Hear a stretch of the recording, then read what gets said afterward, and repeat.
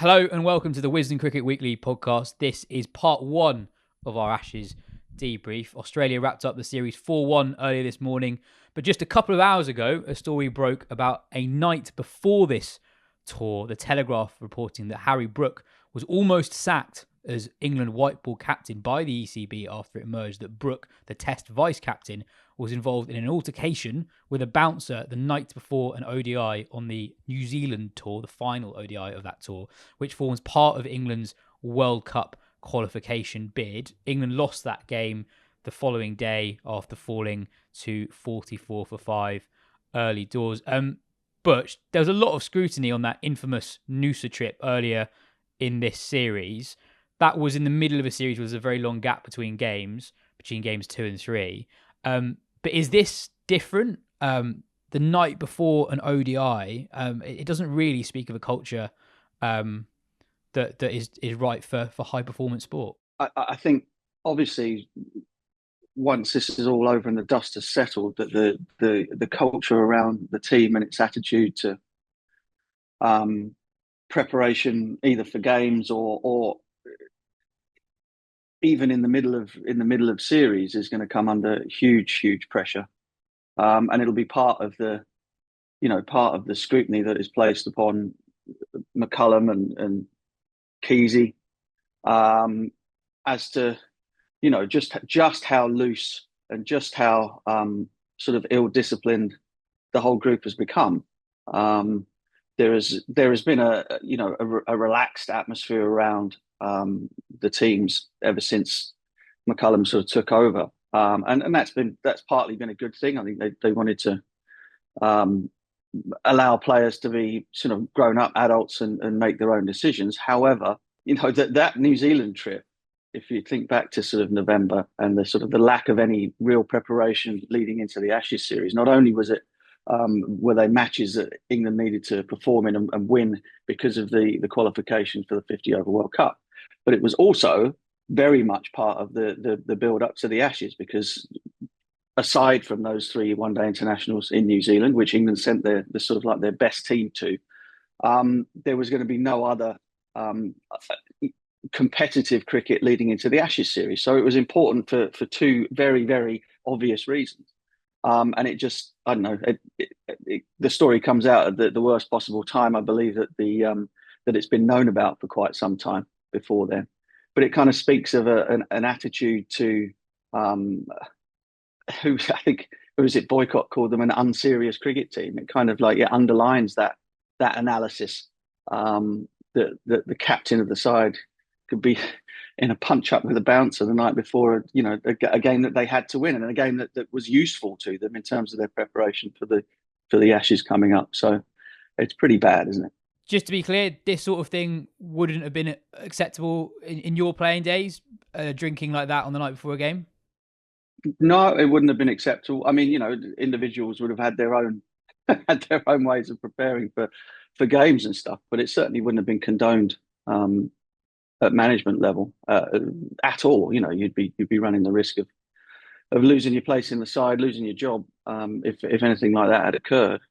So no, I mean, it's just common sense, isn't it? It's a one-day international, big game, and for your captain to find himself in that position is quite extraordinary. Well, we'll move on. I'm sure there'll be more on this story in the days and weeks to follow. What were your impressions of the final day at Sydney? Always a long shot for England. They left Australia needing just 160. There were a couple of occasions where you felt like England just had a bit of a sniff. That Labuschagne run out, Australia still needed 40 odd at that point. Labuschagne was dropped 16 runs previously. There was also the controversial Weatherall Snicko thing. Always a long shot, 160. But what did you make of England's performance in isolation? I was baffled by it, really. You can think of many a first class game or many a Test match, in fact, where a team is chasing a small total on a wearing pitch on the last day of a Test, and the mantra there from the captaincy point of view down, in terms of the 11 being in the field, would be make them earn every single run. And tactically, I thought we were hopeless. I mean, that they basically nudged their way there in singles with men back on the boundary for the last 50 or 60 runs, notwithstanding the run out. I couldn't understand it. I was sort of throwing things at the TV as to, why is everyone back on the boundary? Why are we bowling short balls? Why why are they able just to nudge it around and run singles to knock off the final runs in the Test match? And if you think back to the early days of Stokes as a captain, and his brilliance in Pakistan, and the sort of ingenuity that he showed that wasn't confined to simply, well, we'll bowl a length for as long as we can, if we're good enough to do it. And then the next plan is we put everybody back on the boundary and bowl bouncers. There was a lot more to it than that. You'd have ring fields, which would have been absolutely ideal, I think, in this circumstance, to try and force Australia to play big shots, hit the ball over the top to score, etc. But no, I think Ben, when he reflects upon the entire series, will feel that he's been way short of the standards that he set as a captain in the field in the first year or so of his captaincy. And it's a little bit baffling to think how you can seem to have such a great instinct for the game, and to how to create pressure and how to exert pressure and how to take wickets. And go from that to what we saw yesterday in the final hour or so of that Test match. It was almost as though that the towel had been thrown in. Do you think it's a reflection of the quality and skill of the England bowling attack? Use Bryan Carson example. In the end, he takes 22 wickets at 30 across the series, which is the best haul for an England seamer down under for a very long time, actually. Yeah. But he goes at 4.71 runs per over across the tour. Even Josh Tongue had a brilliant last three Test matches, and we'll get onto him more in a bit. He's not someone who goes at 3 runs and over. It's closer to 4s. No. You look at the pitch map differences between the Aussie bowlers and the English bowlers. Boland in particular, basically unhittable for long periods on day 4 bowling to Joe Root. There isn't an England bowler available for the last Test of the series who's capable of doing that. Do you think it is in part a reflection of the tools that Stokes has at his disposal? What, possibly, yeah. I mean, the pitch, how much you wanted the pitch to turn on day 5. Both teams left out a spinner, which I felt was bizarre from the very start. But having done that, give Joe Root a little bit of a go. Will Jacks gets Smith out with a beauty through the gate. Bethell doesn't bowl. There were ways in which you could have made it more difficult, much more nerve-wracking for Australia to have chased that total down, even using sort of your part-time spin options, without sort of resorting to having to go back to cast and whatever and bowling short. I think it was a horrible. I think it was a horrible end to what has been a pretty horrible series, really, in which Australia, who had earned the right, but absolutely earned the right to win it 4-1. Don't get me wrong, but should have been made to sweat a hell of a lot more to get there on the last day of the series. One shining light for England, Jacob Bethell, 152, first Test century, first class century. How special a talent do you think he is, and what does he do so well? He's a fabulous player. I mean, there have been plenty of signs in all 3 formats of the game that he's a guy that technically looks very, very good, and mentally has the goods. Is able to sort of withstand pressure and stand up in the cauldron of sort of high class cricket. There are lessons there to be learnt for guys like Ben Duckett, for example. I was absolutely loving his positioning. The back foot parallel to the crease, the high front elbow, hitting those back foot punches between point and an extra cover with a very straight, very vertical bat. How many times have we talked about Duckett and his, the fact that the bat is almost always at a sort of 3/4 angle, which brings the top edge and the drag on into play on bouncier pitches, and that's been his undoing throughout the entire trip. So it's great. I mean, it's a shame, isn't it, that I remember we had the conversation before you started about number 3 and who goes in, and I kind of sat on the fence and said, well, I wouldn't mind either Pope or Bethell. Bethell perhaps hadn't done enough in the run up to the series. Go back to the New Zealand series again, to have forced Pope out. But there was always the feeling there that he's a batter that has a technically and in terms of his calmness at the crease, is going to be somebody that's going to play for England for a very long time, and perhaps nail down that number three position as his own from here on in. I don't see any reason why he wouldn't. Mm. Yeah, just a stat on Bethel and other people to have scored their first class hundred in Test matches. He's the first specialist batter to do that for England since the 19th century. But interestingly, saw yesterday that Kumar Sangakkara scored his first class hundred in his 50th first class game in a Test match in a series. After he scored a couple of 90s against England in a Test series in 2000, he still hadn't scored a first class hundred by that point. It was only after that against India in '01 does he finally get there. I think there are shades of Sangakkara, and it was when he was. I loved the tempo that he batted at. He was solid in defence, trusted his defence, brilliant off the back foot, but just struck at about 60 all innings. And I was so impressed by how calm he was when it was all going to shit at the other end, when England were actually a very good position. And he was just so comfortable just going like, fields out, I'll take one. Fields out, I'll take one. And I thought it was it reminded me of number threes in your era, actually. Players like Sangakkara, Ponting, who were technically brilliant, but also could punish, not even bad balls, but like punish balls from the best bowlers in the world. He's brilliant against Stark. Yeah, I mean, he's just it's not a throwback. I mean, that's just the way that Test batting should work, really. You make the opposition have to get you out by being watchful and technically sound in defence, and then when they offer up something that might not be a really bad ball. I mean, his work on the pull shot is one of the things I think that separates the very best players from the rest, is that somebody like Boland or Stark or whatever might just miss their length by a fraction, by a foot or so, and the pull shot comes out, releases a little bit of pressure, and then you're back to watching it fly over off stump again or punching it off the back foot for one or two. It was a really, really impressive knock, and great to see his folks up there in the crowd and dad in tears and all that kind of stuff. It was a brilliant moment and perhaps the high spot of the tour. Now this is done, what do you think happens next? So reports from the hacks down under seem to be that the current leadership group are going to be given the opportunity to stay if there are noticeable changes in the culture.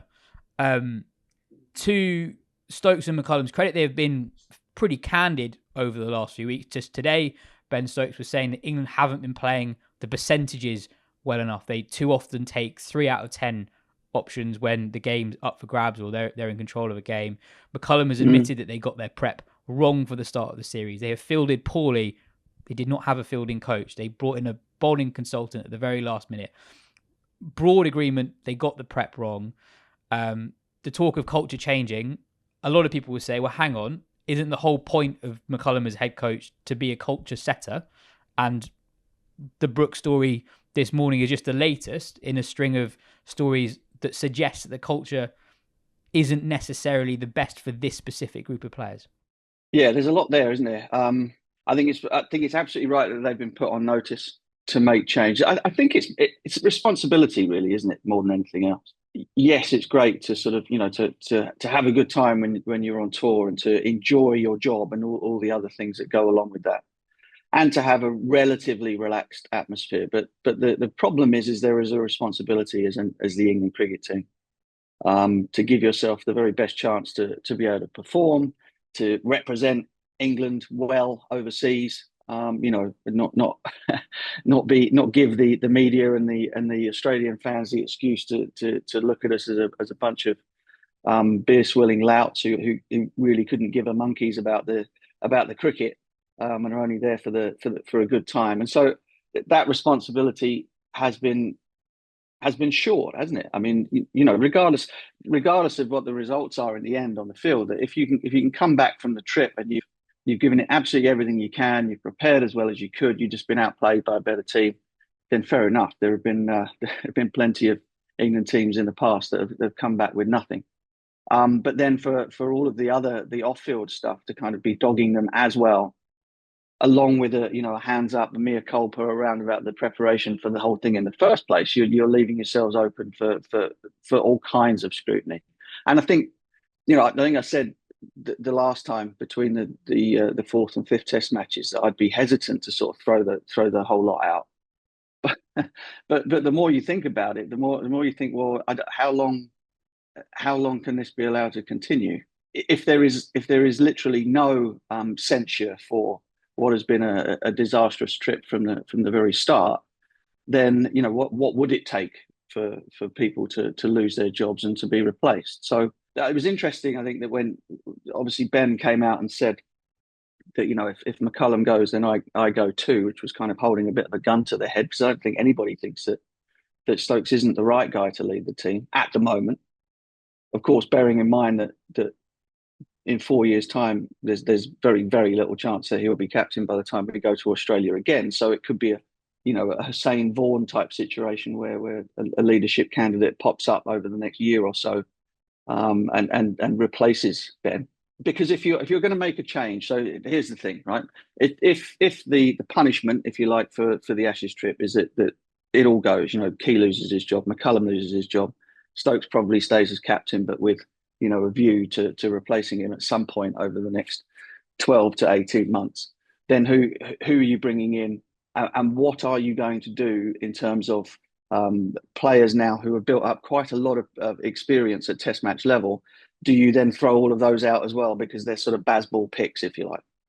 And I don't think that that's the right thing to do. But what I do think is in terms of additions, they strip back the management structure right at the very beginning.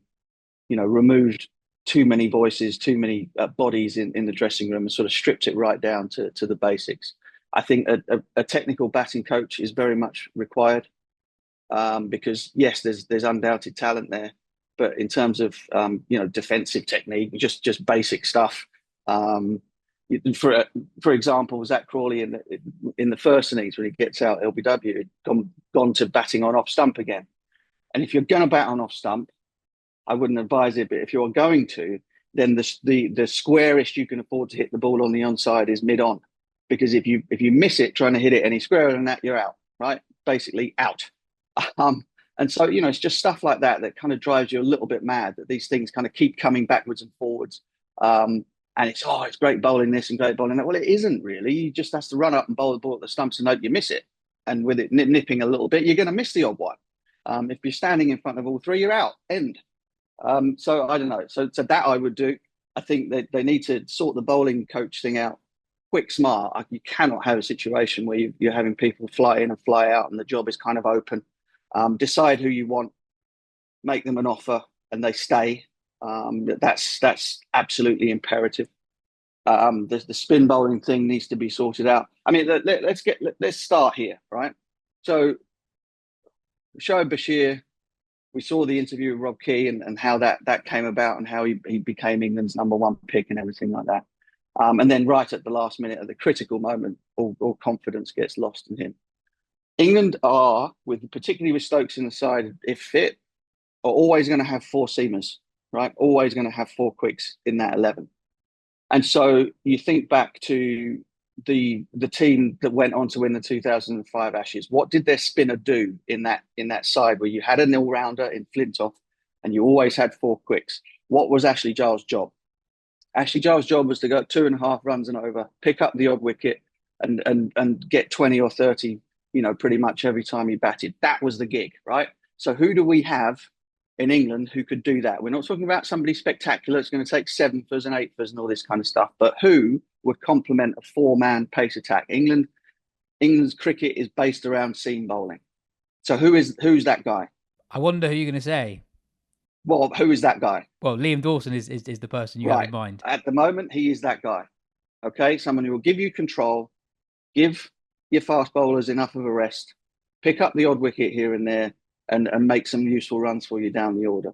So it's that kind of clear thinking around the role of somebody as important or something as important as a spin bowler that needs to be taken on board and needs to be implemented. Decide what the role is, and then find the best person to fit that role. And of course, it's been painfully obvious that Shoaib Bashir is not that guy. Yes, he might take three. He's taken what, three, four peppers in his Test match career or whatever. He will take your wickets, but he's not going to go up 2.5 runs and over for you. So the entire sort of makeup of the bowling unit. You mentioned Bryden Cass, who was very game, ran in, but not a new ball bowler's backside really. And once Archer and Atkinson were both out of the series, we didn't have a new ball bowler. Didn't have one. Josh Tongue, I had him in at the very beginning of the tour because I just felt that I felt that his wicket taking capability, aligned with a couple of bowlers who were new ball specialists who could keep things tight for you and use the new ball well, would be an absolute asset along with Stokes. But to have, they were forced into it by the end. But if you have Cass and Tongue in the side, control is not going to be something that you have as a captain. You can't exert it over long periods of time. And you do not have somebody who is a bona fide run up, hit a length, hit a line opening bowler, let alone two of them, to make use of the very short window where the new ball is a good thing in Australia. So there are all sorts of issues there. Yeah, it doesn't sound like you're suggesting things should remain the same, right? I mean, no, and I also think that the players have to take an enormous amount of responsibility for this. I mean, because when situations present themselves in any cricket match, the people in the middle are the ones who have to make the decisions about how we go about this. It's not some overarching philosophy that you turn to for the answer to what you do when you're 100 ahead in a test match, or when you've got the opposition at your mercy and need to make 500 in the first innings. It's the decisions on the people that are out there in the middle playing. It's them, and being able to turn around and use the excuse that, well, this is what we've been encouraged to do. How about have a think, okay, well, how am I going to score runs either for myself or for my team? What is my job if I'm batting in the top three as an opener? It's not to go out there and score as fast as possible and get 30 and walk off. It's to make it easier for the guys coming in at 4, 5, 6, 7, of which, we've got some good players there, But if they're always walking out there in the before the 10th over because you decided to have some fun rather than do your job, which is to see the shine off the new ball and make them work for it, then you've got a problem. You are putting yourselves under pressure every single game by basically not following the job description of what your role is as an opening batter or a top three batter. It feels to me that as just someone who likes Test cricket and likes 5 Test series, I feel like we've been robbed a little bit, and I'm genuinely annoyed that England took so long to play anywhere near their best cricket. Not because I'm desperate for England to win. I mean, there's a few people in the comments throughout the series been like, "Oh, all you pommy journos thought that England would win." Actually, we didn't. Like, if you look at the predictions that everyone did, the vast majority of us had Australia winning by 2 or 3 Test matches. But I thought it'd be more competitive than this. I know England got one over the line, and you've outlined several things there where England got their planning for this series wrong in one way or the other. And to me, listening to that, it's hard to escape the conclusion that there should be a change in the leadership, either in Rob Key's job or Brendan McCullum's. Yeah, I'm not disagreeing with you. It's so tough, isn't it? Because like you, I was very excited about the series, just in terms of a viewing spectacle, a competitive spectacle between an England side that has daring, that has skill, has all of those things, and an Aussie side that was a shadow of former great Australian teams. Which is not to say that they didn't perform superbly as a team and have outstanding performances from Stark, Head, and Carey in particular. But yeah, I mean, the whole thing, we expected it to sort of be, can't take your eyes off it. All action, fierce competitiveness, players getting into it on the field, all that kind of stuff. Well, we got a bit of that, but it waited until Sydney before it happened. And for the results in the end, or the wins, to have been very, very hard fought, to be contested over tooth and nail to the last ball, and it kind of didn't play out like that at all. And all of us couldn't have been wrong about the prospect of what lay in front of us back in December. That it would be a tight fought series with, as you said, Australia probably coming out on top. So things have gone dramatically wrong with the team, with its leadership, and consequently with the performance of all of those things. I think one curious aspect to this England side is the make-up of the, I suppose, seniority within the 11 and within the squad. So you've obviously got Stokes and Root, who've played hundreds and hundreds of test matches between them.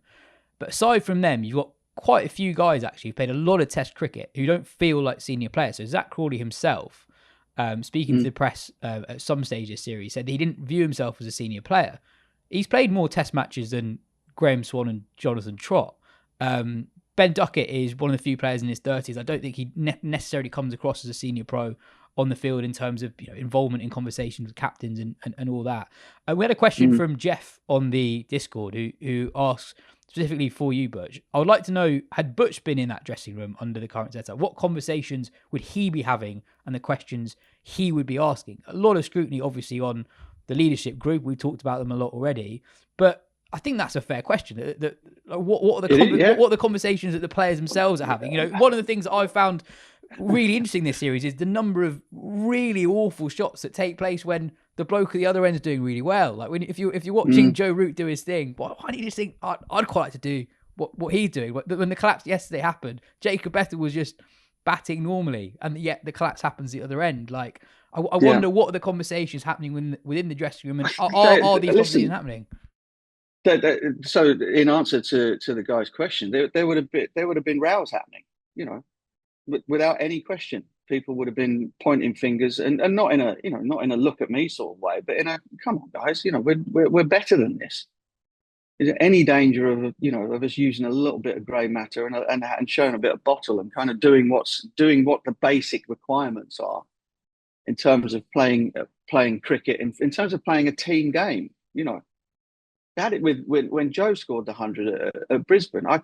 To me, that was possibly the worst performance of the trip, which I may or may not have said before. But I thought that in us batting in that first innings was just horrendous.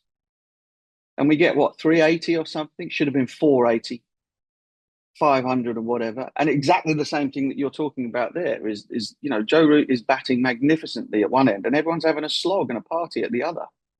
Completely unacceptable. And you would hope, and perhaps this is part of the problem. Perhaps the McCullum Stokes, their voices in the dressing room are so sort of strong and so sort of bowed down to, in the absence of the word that I was looking for. That nobody else really feels as though they have any agency to sort of stand up and make their presence felt. Now, none of us are in the dressing room, so we don't know that for sure. It could be going off in there. I hope it is.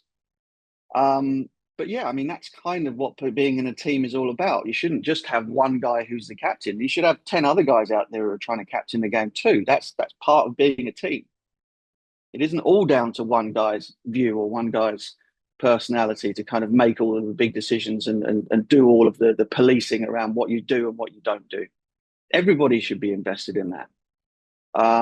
And I hope that is the case, but it certainly appears from the outside as though it's not. Moving on to player personnel, do you think that there should be wholesale changes to the playing group? I mean, I think off the top of my head, right? So Crawley has now gone 25 test matches in World Test Championship games without scoring 100. So basically, going back to the Old Trafford test in 2023, which is now 3 years ago, the only test 100 he scored is the Zimbabwe game earlier in 2025.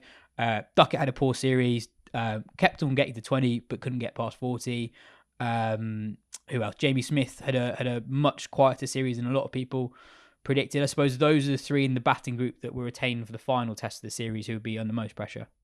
Yeah, I think that both the openers should be sort of on notice a little bit for the beginning part of the summer, and that some encouraging words and phone calls need to be made to the likes of Sibley and Hamid and guys like that you're not as far away from being selected for England as it might have looked in the last couple of years. Um, Jamie Smith, I think this trip will be the making or breaking of him. Actually, he seems to be quite a sort of introverted character, and I think the fire and the pressure that comes with an Ashes series will either turn him into a world beater, or will have the complete opposite effect. And I sincerely hope it's the former, because he is a very, very talented boy. And wicket keeping wise, I don't think we've had any sort of complaints or worries about him as a wicket keeper up until this trip. He's barely made a mistake in the Test matches he's played up until then, and his batting prowess is there for all to see. And somebody like him at 7 is the sort of modern template for what you want.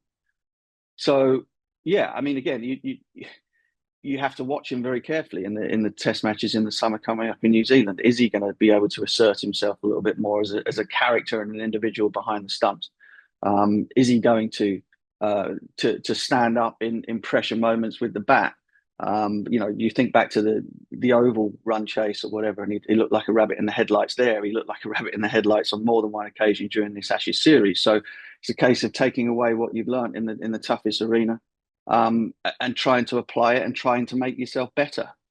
I suppose one of the difficult things, one of the most obvious things around sort of Ben Stokes and some of the things that he said over the course of the last 3 or 4 weeks, is if you imagine that the team has been led down this road, and it's running away from you, and you're going downhill, and it's all, go out there, assert pressure, assert yourselves. There's no sort of comeback in the dressing room if you get caught long on or caught out on the hook with 3 men back and all that kind of thing. Then to arrest that in the middle of the highest pressure series that you're going to play in has been very difficult for a lot of these guys. So again, the messaging that is from the leadership has become very, very mixed for them. But there have been occasions over the last 18 months or so where we've all kind of said, well, hang on a second, there are other ways of playing this game. It doesn't all have to be fire and brimstone every time you walk out to the middle. So it's kind of like it's taken this really poor showing to kind of to prove to those people who are involved, and prove to those people that are playing, that actually there is another way, and that you have the game of Test cricket cannot be played at one pace when you're playing against the very best teams. So those lessons to all of that batting lineup in particular will either prove to be completely valuable, or they'll be ignored and they will be moved on from, those players. Yeah, I think in hindsight, a problem going into this trip was that I don't think England learnt enough when they were losing games in the year leading up to this series. So if you go back to the 24 summer, and I think part of this is also England's casualness to the World Test Championship. In the statement that the ECB released today, saying that there's going to be an end of tour review, as there always is, there's a line in it that says, well, we're looking forward to rebuilding for the 2027 Ashes. Part of me is like, part of the muddle England get themselves in around some players is the total obsession with preparing themselves for Ashes series. So I think you go back to the spinner situation, right? Yeah. They pick Bashir for the Ashes, and then they realise too late that he's not the guy for it. If you were in the habit more of just picking who you think the best guy is there and then, I don't think you get into this problem as much. And going back to their defeats of the last year, games that should have led to introspection, I don't think did, because I just don't think they've Sri Lanka exactly, at the Oval. I mean, that was horrendous. That I've never seen a more casual tossing away of a Test match than that in my entire life. 100%. But specifically in that game, do you remember Jamie Smith before tea? So England have that collapse, and then Jamie Smith races to a 40-ball half century with, I think, Potts at the other end, or it was Ollie Stone at the other end, I think it was. And you're thinking, this is great. And then the last over 40, he just hits it straight to mid-wicket, and you're like, you have done really well, but at the same time, now the game is basically Sri Lanka's, and that isn't that dissimilar to how he fell in a couple of times when having started pretty well in the Ashes. You look at that Yeah, Pakistan tour that followed. Amazing win in Multan to start the series. But then they lose 2 games on turning pitches in conditions they didn't really expect. They didn't really adapt to the conditions in front of them. They lose a test match in New Zealand. It's a good series win, but they kept being 3 down for 30, even when they were winning. yeah, Lose the third test match. And then against India, again, I'm sort of a broken record on this, but I think a home series draw against that India side in a state of flux, losing the games when Bumrah wasn't playing, was a pretty poor result. And I think that it took England too long to realise that there were some yeah. issues in the team, and I think that's Well, really hurt them. I'm sure people were kind of booing us for our lack of faith when we pointed those things out at the time. But it's like I say, okay. So say the Ashes is the only thing that matters, and the World Test Championship. Well, I mean, we know how that's gone. But say that's the only thing that matters. Then if you don't learn those lessons in series against where it isn't the sort of like the be all and end all, then why are you going to do it better when it comes to this? Why? It doesn't make any sense that you'd suddenly a light bulb will go off in your head and you go, oh, actually, no, we need to sort of be a little bit more careful here, or a bit more ruthless here, or whatever it might be. If you've never bothered with that before, why would you suddenly be able to do it now? And so, yeah, I agree, and why I didn't think we'd win. 2 things to finish. One, seeds of optimism. We've already talked about Jacob Bethel. I know you've mentioned Josh Tongue, but it's a brilliant series for Tongue, because I know he takes the wickets against India, but he was quite wild and he took a lot of wickets against the tail. Here it was the opposite. So he takes 18 wickets at 20. 16 of those 18 wickets are top 7 batters. He keeps getting Steve Smith out for fun, which is quite a good habit to have. He has emerged as a really exciting prospect. I know he's in his late 20s, but he's had a horrible run of injuries. Only 9 tests in, 49 test wickets already. He is someone who you can build an attack around if he remains fit. 100%. I mean, he's the first name on the card for me. That he's the last man standing as well, which kind of helps. But no, he's the first name on the card for me, and he is a change bowler. Possibly could end up being a new ball bowler, but you would hope that England would be able to field 2 specialist new ball bowlers, and a wicket taker. There's a lot to like about Josh Tongue. There's a lot to like about the length that he bowls. I think that's probably the main thing.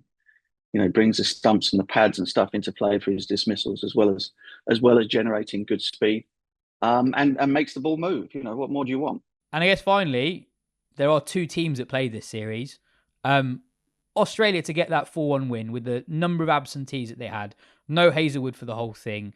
Cummins only plays 1 test match. Nathan Lyon was basically not required other than the Adelaide test match. You got 36-year-old Scott Boland was brilliant. Mitchell Starc, 35 years old, brilliant. Michael Neeson, when he came in, brilliant. And Travis Head has a series of his life. Yeah, and opening the batting. I mean, and it looks very much as though that's what he's going to continue to do.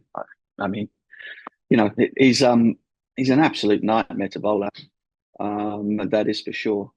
But you would hope that in different conditions. I mean, imagine him opening the batting in the subcontinent, on the slower ones, and him getting off to a start before the ball starts turning. It's going to be an absolute nightmare. So who were the two guys that we picked out, that I picked out at the beginning, was Starc and Head as the 2 guys to be most worried about, and they're the 2 guys that basically did it for Australia when the series was still alive. And then Jake Weatherald has averaged 20 or something, and Cameron Green has had a stinker of a series, and there are lots of stories within that Australia lineup where they're going to be going, oh, okay, well, have we got the right guys in these positions and all that kind of stuff as well? They're going to be making more changes than England. Genuinely, they could be. But when it comes down to it, in the crunch moments, they were simply more professional than we were. They were able to do the basics at a much higher level than we were, and it was as simple as that. With the X factor of Travis Head. Okay, but everybody else, it was what's my job? Whole line and length, make them play for their off stump, build dots, build pressure, catch everything. Simples. Simple game, eh?